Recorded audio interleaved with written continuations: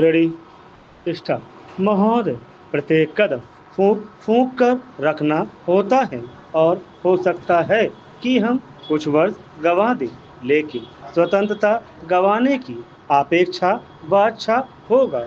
स्वतंत्रता का अर्थ केवल अपनी सरकार होना नहीं होता, बल्कि उसका अर्थ होता है कि हम निर्णय स्वयं कर सकें। हो सकता है कि वे निर्णय गलत हों, लेकिन वे हमारे निर्णय भारत के निर्णय होने चाहिए। हमें कपड़ा उद्योग की समस्याओं का भी ध्यान है। हमने आधुनिकीकरण के लिए विदेशी सहायता की आवश्यकता को स्वीकार किया है। योजना आयोग ने कपड़ा उद्योग के लिए एक कार्यकारी दल नियुक्त किया था, जिसने इसकी समस्याओं पर विचार किया। सिद्धांत रूप में यह निर्णय किया गया कि वित्तीय अभिकरणों के द्वारा धन उपलब्ध कराया जाए।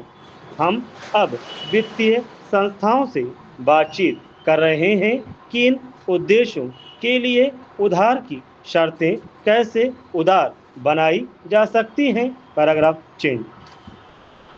आपने बंगलुरु की घटनाओं और बंबई में लिए गए हमारे कुछ निर्णयों की भी चर्चा की है। आप यह भूल गए हैं कि वे निर्णय वास्तव में कांग्रेस द्वारा पिछले आम चुनावों के शीघ्र बाद किए गए थे। उन पर कार्य समिति में विचार विमर्श और एक राय से सहमति हुई थी और बाद में उन्हें अखिल भारतीय कांग्रेस कमेटी ने स्वीकार किया था।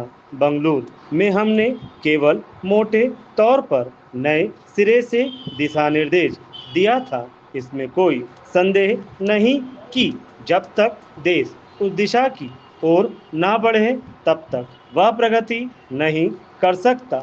मैं नहीं समझता कि आदर्शवाद और व्यवहारिकता को एक दूसरे से अलग किया जा सकता है। सभी देशों को अपनी प्रगति किसी न किसी सिद्धांत पर आधारित करनी होती है। प्रश्न केवल यह नहीं है कि भारत में क्या हो रहा है, बल्कि प्रश्न परिवर्तन की उस लहर का है जो दुनिया भर में देखी जा सकती है। यहाँ अनुशासन और धैर्य के अभाव के बारे में काफी कुछ कहा गया है। मैं समझती हूँ कि इन शब्दों का प्रयोग करने से पहले आपको इनका अर्थ ठीक से समझ लेना चाहिए।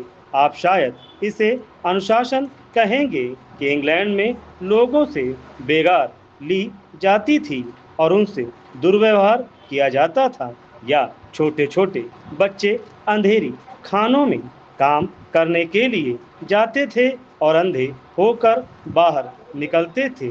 जब वे इन सब के प्रति विद्रोह करते थे तो आप शायद उसे अनुशासनहीनता कहेंगे।